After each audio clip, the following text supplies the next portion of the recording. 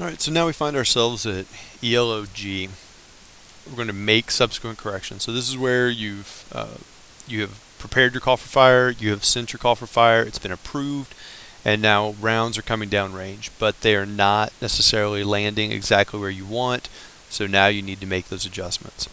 The two places most likely to trip you up in a call for fire lane or a call for fire situation is making sure you've determined an accurate target location initially to acquire the target for transmission 2 in your call for fire. And then the second part, and probably the most difficult part, is adjusting those rounds. The rest of it, the call for fire itself, is pretty easy to format and plug in the details. It's just that initial target location and making subsequent corrections that are going to give you the most grief.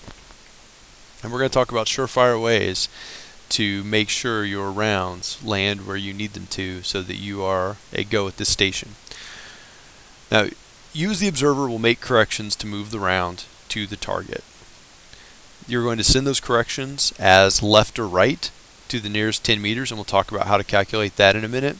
And then you send add drop on range corrections, not up down. That makes a vertical adjustment in the round's impact. So you are just going to focus on left and right and add and drop. That is your terminology. Notice the corrections less than 30 meters are not sent. So your smallest correction will be 30. Alright, the OT factor. This is what makes it tricky. The OT factor is what we use when we're trying to determine the left or right correction, the deviation correction. OT stands for observer target. This is the line from you, the observer, to the target.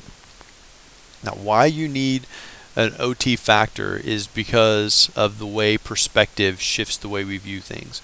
So your binoculars, if you've ever looked at the reticle pattern in them, they are calibrated so that each tick mark, number tick mark, is 10 mils or about 10 meters apart at 1,000 meters. Of course, as objects get further away, they get smaller and closer together, and it distorts your perspective. So we have to come up with a way to compensate for that range change in a way that we can quickly do the math in our heads and send a request or a deviation correction for that round. So what we'll do, we'll look at some range examples. We will divide that by 1,000 and then round it to a whole number, and then we can use that whole number to multiply against our spotting. We'll talk about what the spotting is too in a minute. One thing that is tricky for an OT range less than 1,000 meters, the distance is divided by 1,000 and expressed as a decimal number.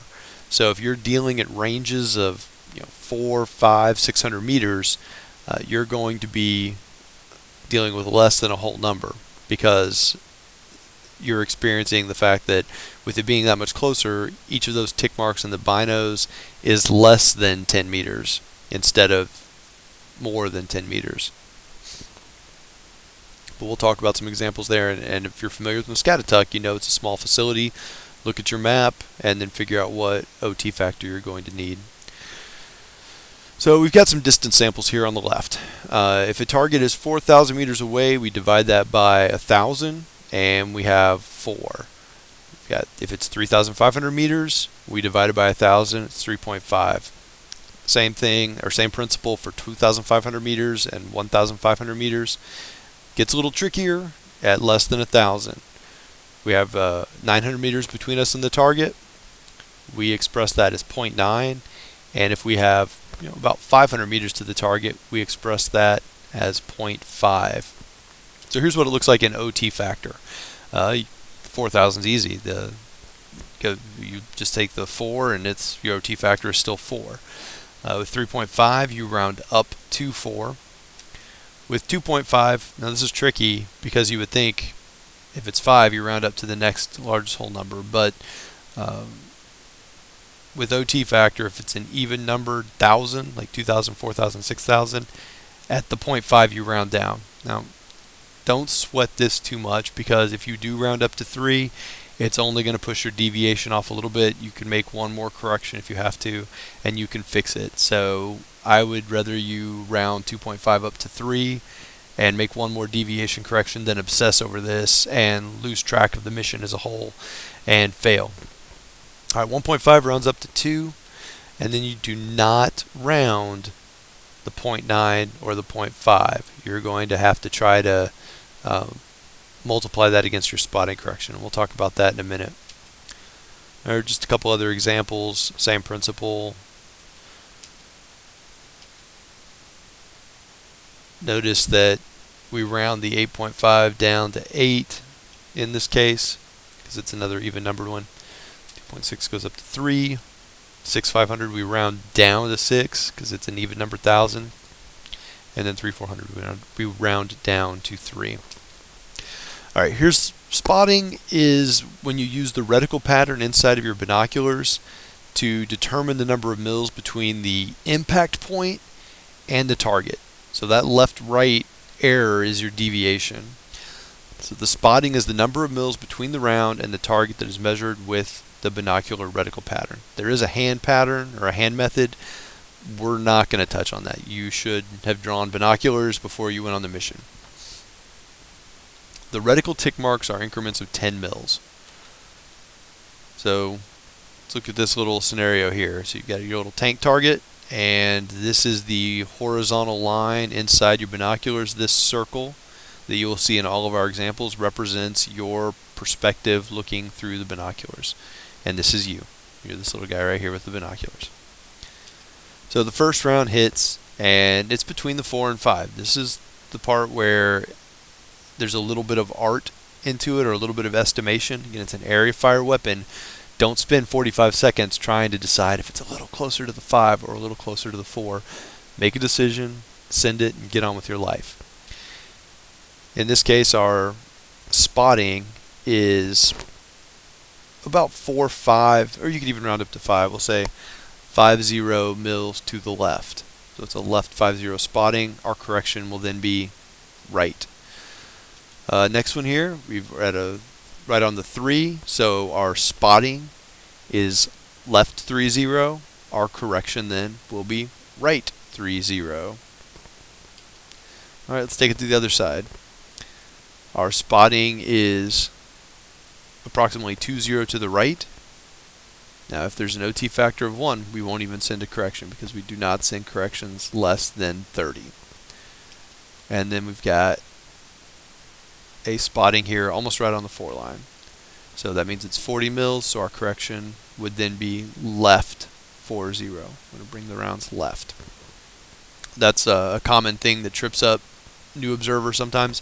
They try to transmit the spotting rather than the correction. You are not telling the fire cell where the round landed, you're telling them where you want them to move it. Alright, so deviation correction, let's do a couple practice examples here. So to determine the deviation correction, you must multiply the spotting times the OT factor. So our first example here, we have an OT factor of 4,000 meters. So we divide that by 1,000, our OT factor is 4.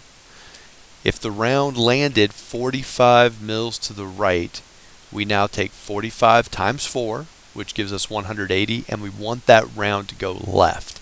So our correction is left 180. Get to 500. If you remember the examples, you rounded down to 2 for your OT factor. Our spotting is 100 left, so the round landed to the left 100 mils in our binoculars.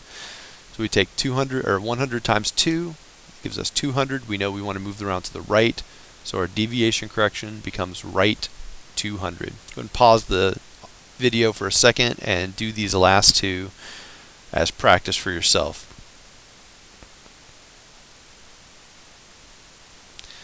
Alright, so 3,400 divided by 1,000, you had 3.4. You rounded it to 3 for your OT factor. Your spotting, which I guess you needed your spotting to do the actual multiplication now, so now you'll need to pause and determine your deviation correction.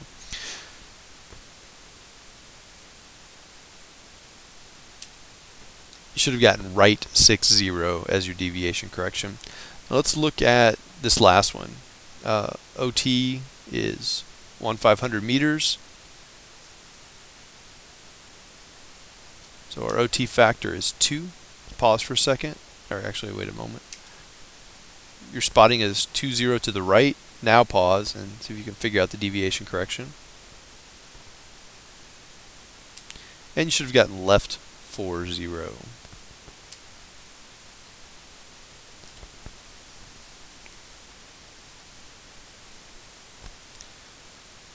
I want to do a couple more examples at close range, since you may be confronted by a close range situation. So I added a couple more in if you notice the screen kind of jump or shuffle a little bit. Okay, so let's say you are at 500 meters. So you divide 500 by 1,000, and that comes out to be 0.5. So that's your OT factor. It's not a convenient whole number.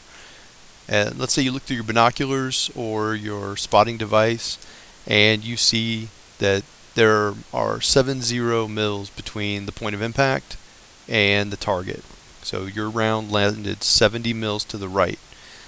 Now to come up with your deviation correction, you take 70 and multiply it times 0.5. Now for those of you who are a little quick on your feet with math, you hopefully are thinking, well, I can take 70 and divide it in half, and that's about 35.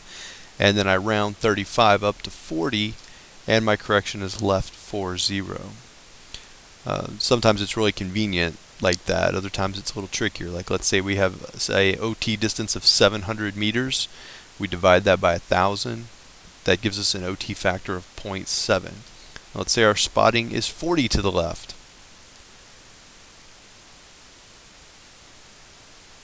Maybe you're busting out a calculator.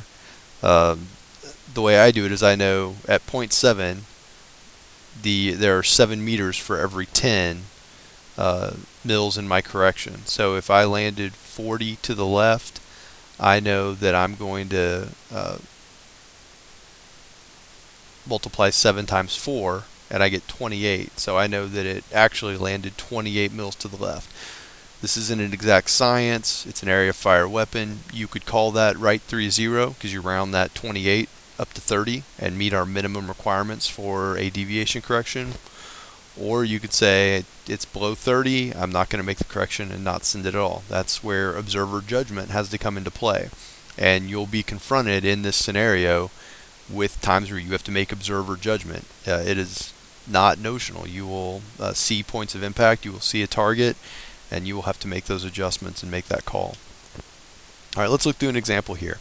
We've got our tank, and we've lined it up in the center of our binoculars. If you look to the right, your OT factor is 2. So we're somewhere between 1,500 meters and 2,500 meters, or 2,500 meters. First round impacts. Our spotting is right 30, so we want that round to move left 30, but not so fast. Our OT factor is 2. 2 times 30 is 60. So our correction is then going to be left 60. Let's do another one. OT factor is 2 again. Round impacts left side on 4. We know that's 40 mils between the point of impact and the target itself. Multiply 40 times 2. Our correction is 80, right 80. Alright, let's do another one. Your OT factor is 1. What's your spotting? Should be 20 to the right, correct? So you want to move it left 20 in your correction? No. Deviation corrections less than 30 are not sent. So you recognize that your correction is going to be below that, and you trust the burst radius of the weapon to make up for the difference there. Not going to do the hand method, but the slide's there if you want to take a look at it. It's a kind of a cool field expedient way to do a deviation correction. Alright, next up is range corrections. We've talked about how to make our adjustments left and right. Now we're going to talk about how to adjust for rounds that are over or far of the target, or short, nearer to me than the target is, nearer to the observer than the target is. So your first correction is based on your best judgment to correct the range change. Now, your goal is to establish a bracket. A bracket is when you have one round short and one round over the target, or one round past the target. Once you have a bracket, it's pretty easy. You just keep splitting the bracket in half, and I'll show you what I mean in a moment, and you can work that in. If you're on the spur ride, you're feeling like you're hot stuff and you want to try to do a one round adjust, you're pretty close to the target and you just want to send one correction and put that round on the target, you can, but you better be right. And if you're not sure, if you doubt yourself at all, you need to do successive bracketing to make sure you get effects on target and you're a go at that station. So successive bracketing kind of works like this. We are looking at our target from the top now. Before we were looking at it from the observer perspective, just right at a true side profile, but now we're looking down on it overhead. Our observer would be somewhere in this area and we're looking this way towards the target. Okay, so our first round impacts over. So from my observer point of view down here, the round looks like it is past the target. It is over the target. And so I send the correction drop 400. You always make a big correction in range with your first adjustment because you want to make sure that you achieve the bracket. Oh look, we achieved a bracket. Now we've got a round that is short and long. So our last correction was drop 400. Now we are adding, cut it in half, we are adding 200. And we are on the far side of the target again. So we're going to send another drop 100. And now, since we are now short of the target again, our final correction is add 50. We cut that 100 in half. And when you send 50, when you're making a correction of 50, you have to fire for effect. You can't say add 50 and shoot another adjustment round, because now it is a mathematical certainty that you are within effective range of your artillery. So add 50, fire for effect, and oh look, we got the target and blew it up. You will half your range correction each time. In our example here, we did 4, 2, 1, and 50, 400, 200, 150. In a wide open space, you may do 800 meters as your initial adjustment, range adjustment. But for our purposes, 4, 2, 1, and 50 are going to be your best choice. And 4 may even be too big. You'll need to make that judgment call when you are on the ground. Let's review. Let's say you've spotted a platoon assembly area in the open located at vicinity grid 675201 with a direction of 2810.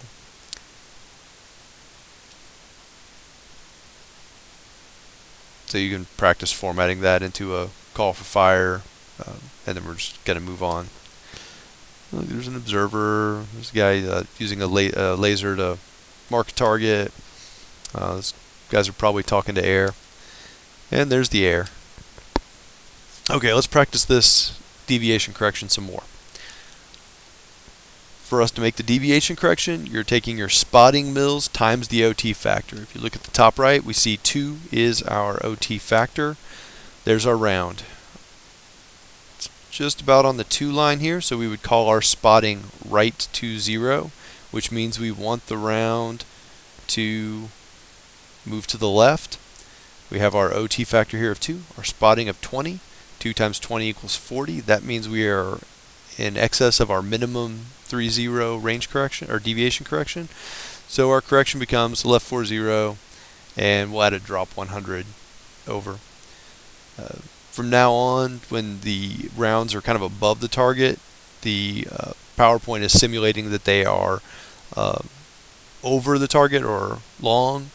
And then when the rounds are kind of down in this area, it's simulating that they are short of the target or near to the observer. Okay, OT factor's 2 again, and there's our round. Think about your spotting. You should have identified a spotting of right 40. We see that our round is long, so we're going to want to make a drop adjustment as well. We know our direction is 2810, You would send that in if you were doing a grid mission. So left 80 because 2 times 40 is 8, or 2 times 40 is 80, and we want the round to move to the left. And then drop 400. We want to make a bold correction to try to get that bracket. Let's do another one. Okay, we see our round is short this time. OT factor was still 2. 2 times 20 is 40. We want it to go right 40. And since our last correction was 400, this correction is add 200 over.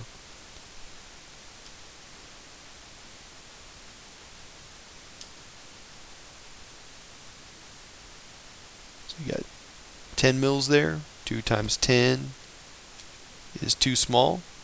We are not going to send that correction, and then we're going to add 50, fire for effect, over.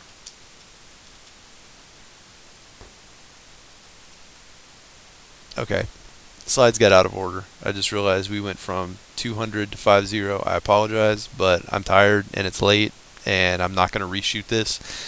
Just know that 100-meter slide a minute ago was supposed to be right before this 50. So 400, 200, 100, 50.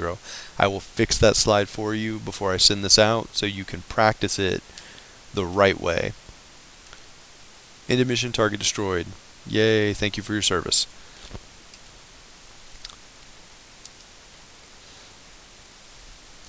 So put together a grid mission based on the scenario below.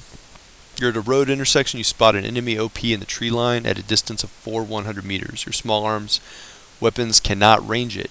Your direction to the OP is 0800. You are at vicinity grid Victor Romeo 2464 8104. And I apologize. I think I said a just fire grid a moment ago, but we're going to do polar. So take the information out that you need to do polar. Should have come up with direction 0800, distance 4100 over. And now you've got that third transmission to put together. You can pause for a minute if you need to think about it. OP in the tree line, over.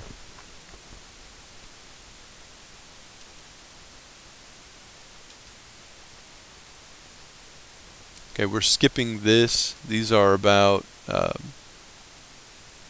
shift from a known point. So we're just going to punch through this just like we did with everything else. Now let's do another adjustment scenario. You see our OT factor is 2 again. And there's our first round. Think about your spotting, where the round landed. Is it long or short of the target? Is it left or right of the target?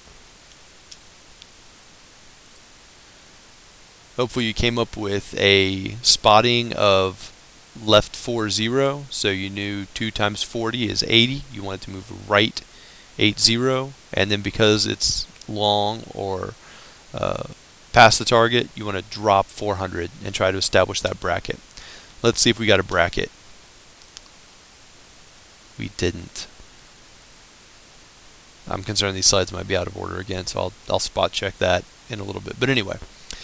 So now we are getting a deviation correct, or a spotting of 10 to the left, OT factor of 2, so that would be 20. Not gonna make an adjustment there. We are gonna drop 200 more rounds, or excuse me, 200 more meters to try to establish that bracket. Technically, we're doing something called creeping fire, which is frowned upon, but there are times when it's appropriate.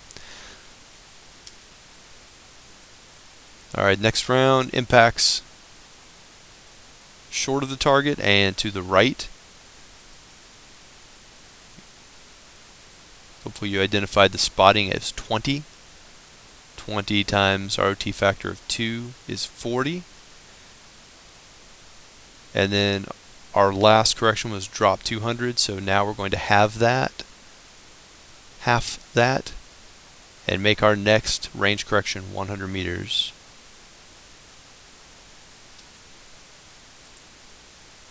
Hopefully you came up with left 40, add 100. Let's see where our next round lands. Okay, we're back far of the target again.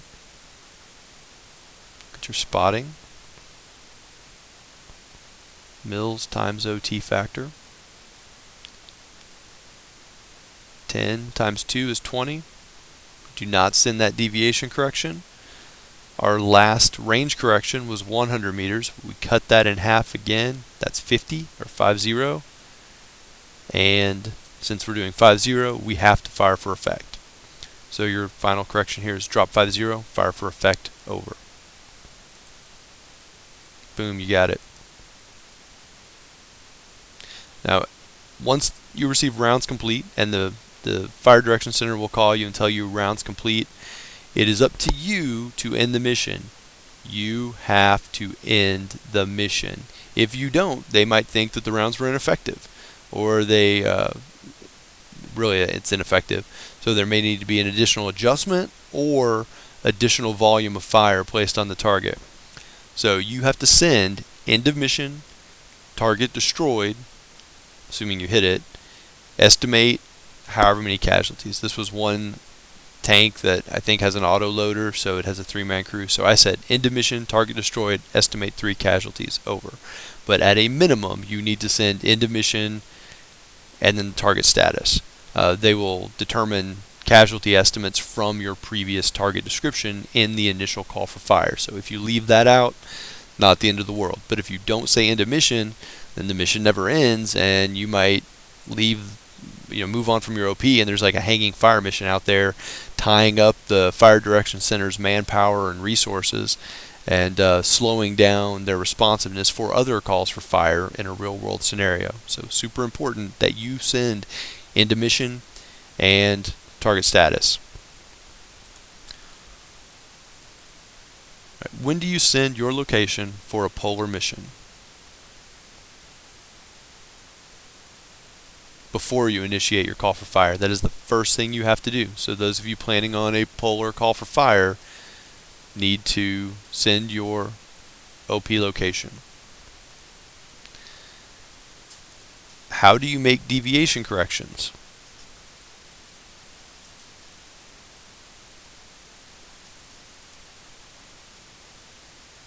That's OT factor times spotting. That question was a little confusing. It almost makes it sound like you're like binoculars. I don't know.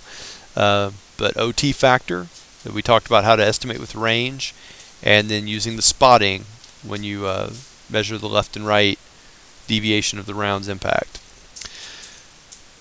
Your OT distance is 500 meters. What is your OT factor?